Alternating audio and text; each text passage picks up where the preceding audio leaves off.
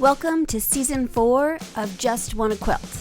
I'm your host, Elizabeth Townsend Guard, and I am super psyched to be talking to all kinds of people about quilting and copyright, entrepreneurship, all kinds of things. And now our theme.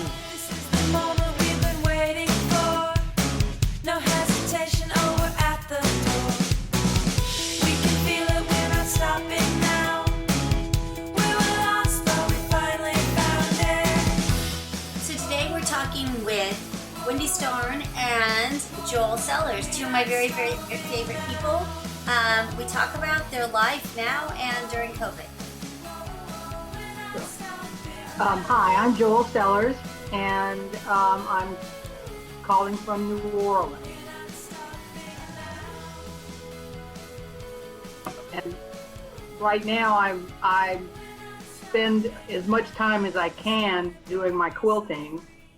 When during the pandemic, it seems like when we were stuck here at home, quilting was a good escape. But I didn't do nearly as much of it as I expected to. You know, I thought I would be much more focused on my quilting, but I'm actually doing it more now that I'm able to get out and about a little bit. All of my quilting friends have been vaccinated, so we're slowly able to start getting back together, and we actually went on a little road trip to some quilt shops last week, and it was great. It was feeling kind of normal. Yeah. It's interesting, isn't it? I think that if you have told me that we had been in the house for a year, I would have been like, oh my gosh, I'm going to get like 200 quilts done.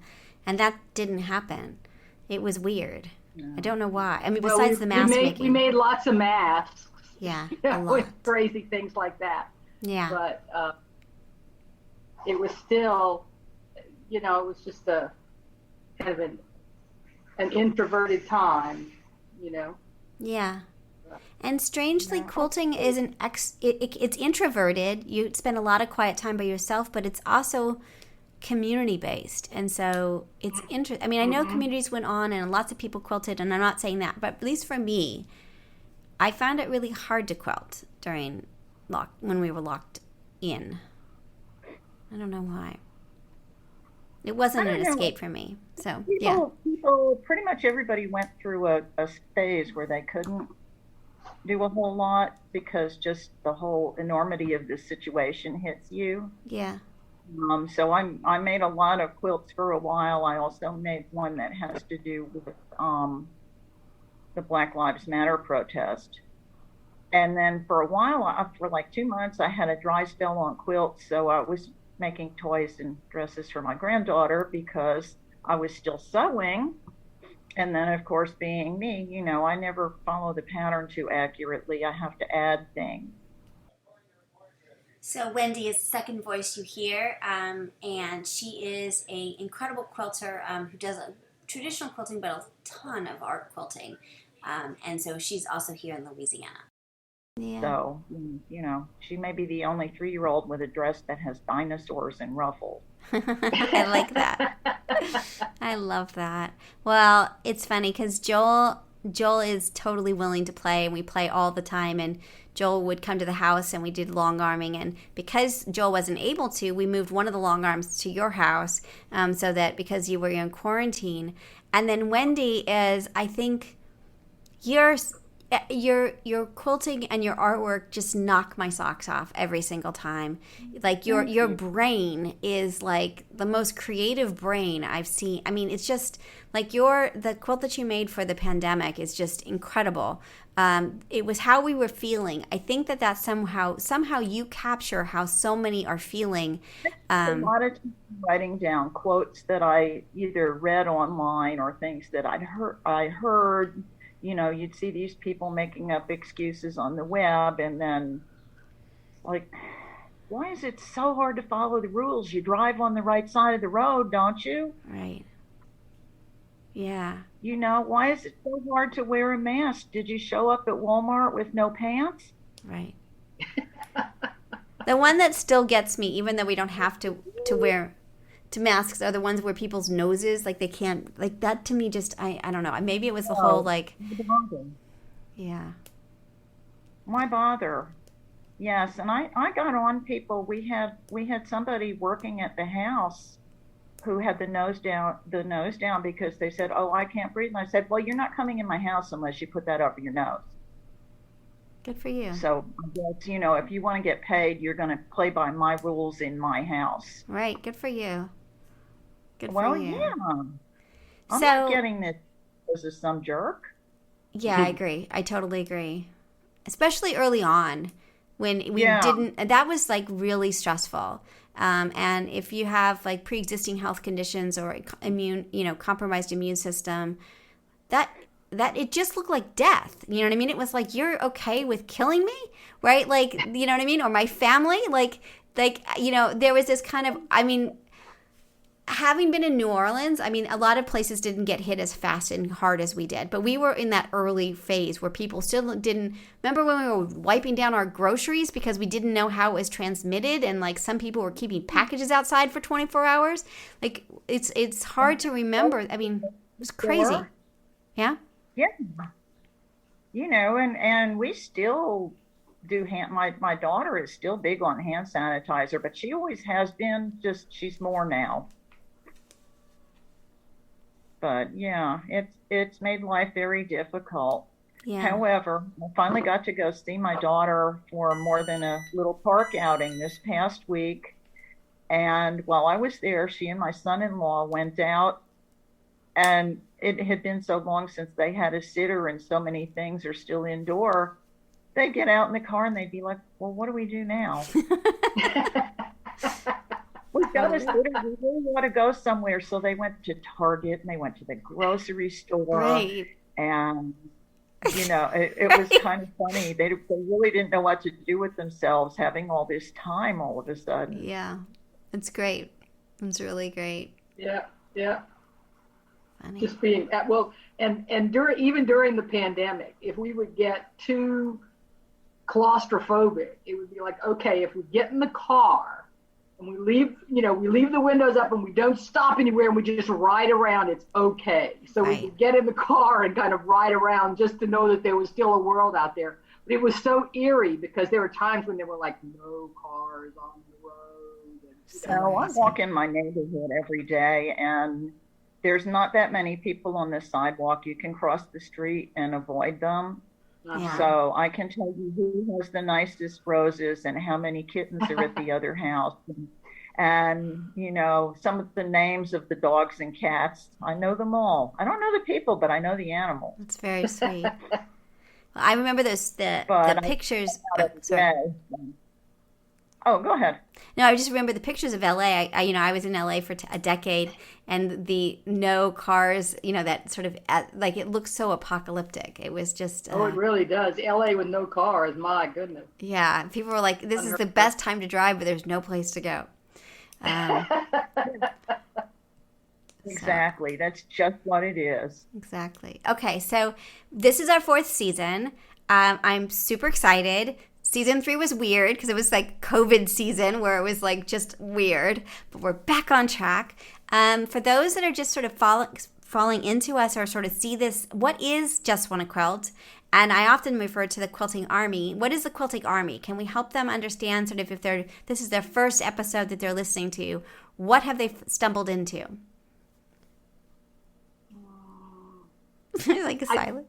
Yeah. Well, I think of this in some ways as, your quilt guild and your research assistants and all those kinds of things. And we're a little bit of a support group for each other, I think, as we think through things and whatever. We always have odd little projects going on, or we're always learning little things. So in that way, it's kind of like a guild because, we do have little projects, and even if we can't have in-person meetings very often, and hopefully we may be able to get together again at something like Quilt Festival or whatever, as those things start to open back up again.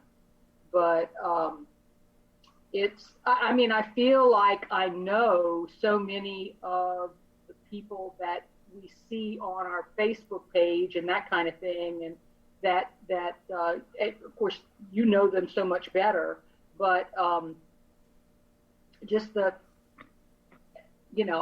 I always love the podcast. I haven't been following it for the last little while. We haven't been posting since well, June. I didn't think you had been posting. So that's very good. much. You haven't been following it. There's nothing to follow. Yeah. But you were asking about, like, how did we figure out where we were going to start with the podcast? In early days, I tried to be very organized and, sort of start at the first one and go through and all that. And then I would,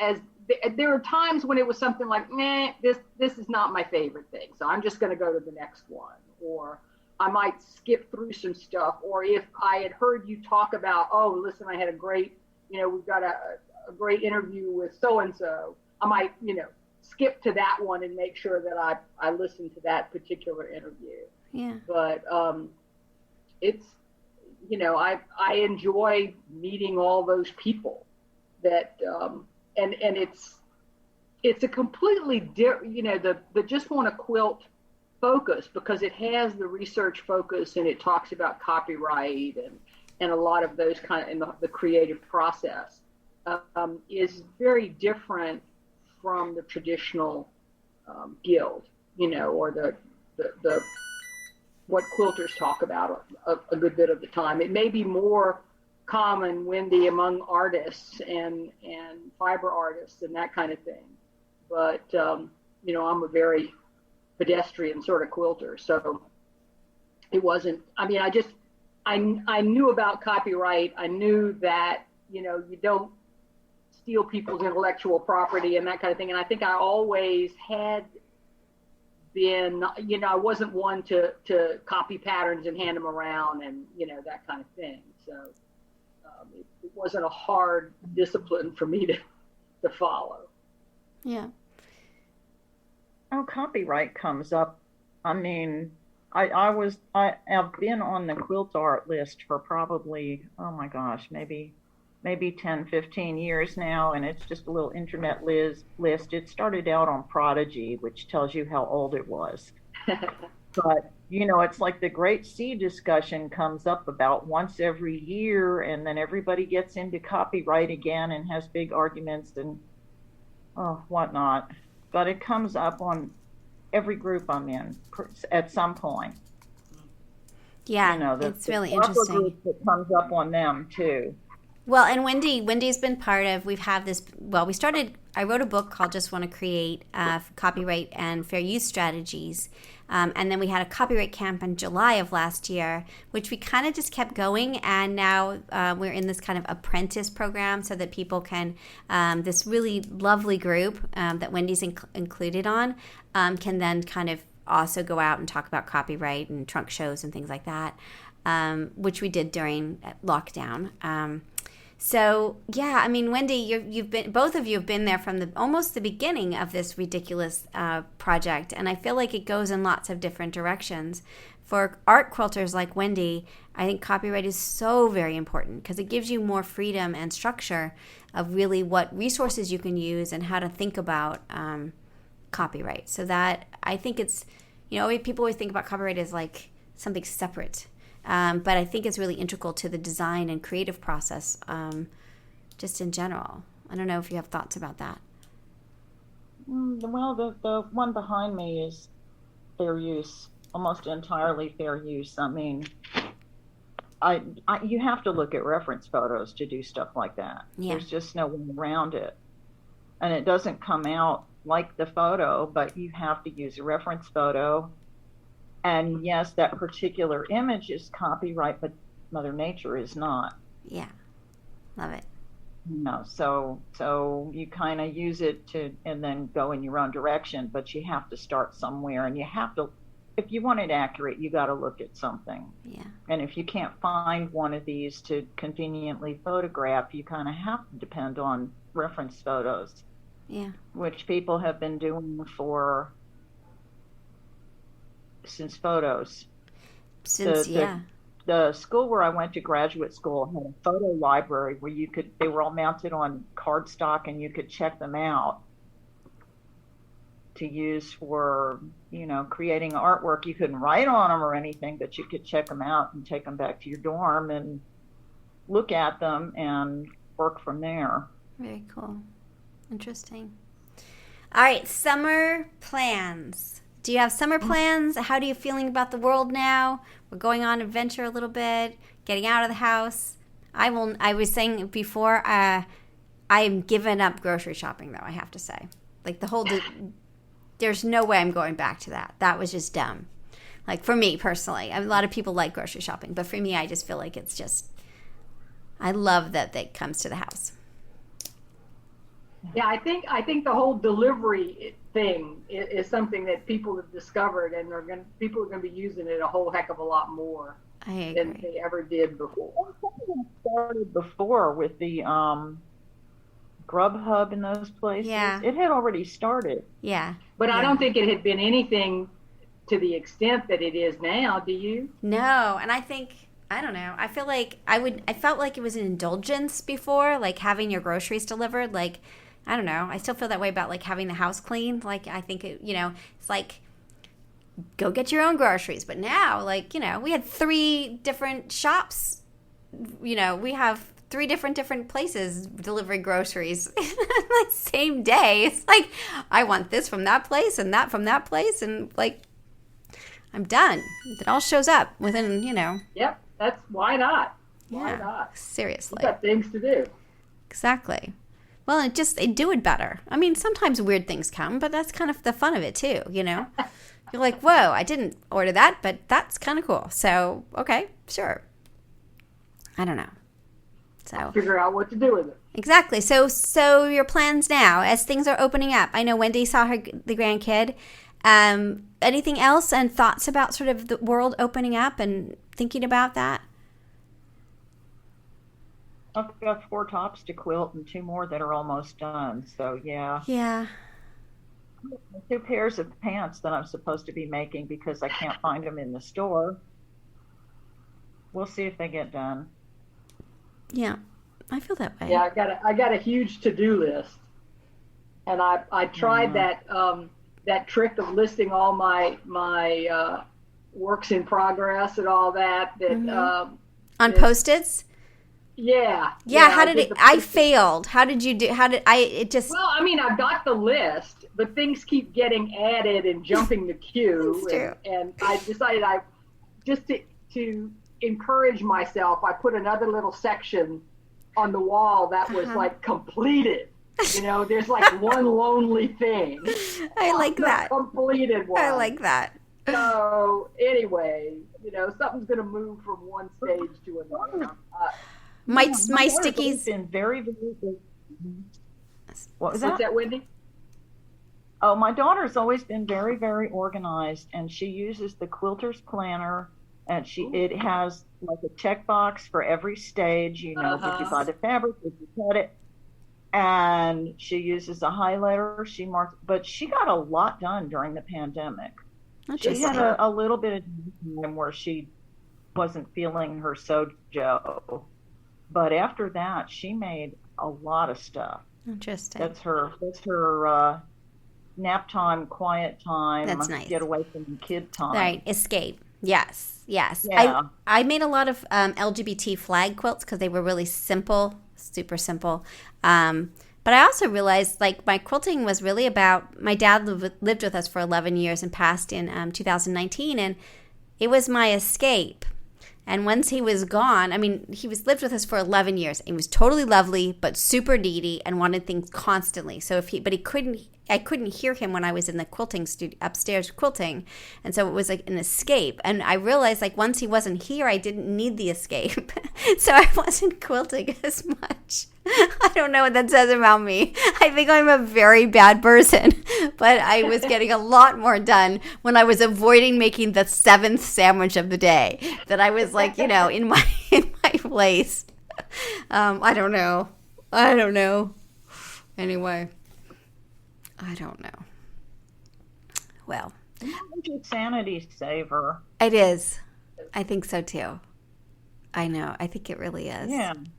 So, Yeah, when nothing else is going right, you can reach to your fabric, and it still may not exactly. go right, but at least it's in your control as Yeah. opposed to the pandemic stuff, which is totally not in your Yeah. control, as opposed to the situation outside your home, which is also totally not in your control. Yeah.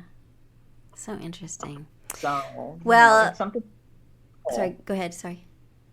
That's it. That's it. Well, you're two of my very favorite. And as we started season 4, I wanted to sort of check in and see how people were doing and have it as part of our opening, our beginning, because it's been a really weird year. And we all know that, but sort of, it feels like we're getting back on the bicycle, like we're getting, we're doing stuff. So I thank you both for coming to this morning and chatting. And anything else? And we're not, like, if people are listening to this, come to our Facebook group and join. And it doesn't matter if you're a good quilter or a crappy quilter or what you do or a professional. Just come join us and play. I think it's such an amazing group that has sort of developed, and that's the Quilting Army. Individuals that come together to just really talk about whatever it is, whether it's quilting or weird things in our lives or copyright. We really talk about pretty much all kinds of things in that little group. So, anything else? No. All right, let me turn off the recording. Wendy and Joel, thank you again for coming and playing this morning. Hold on just a second.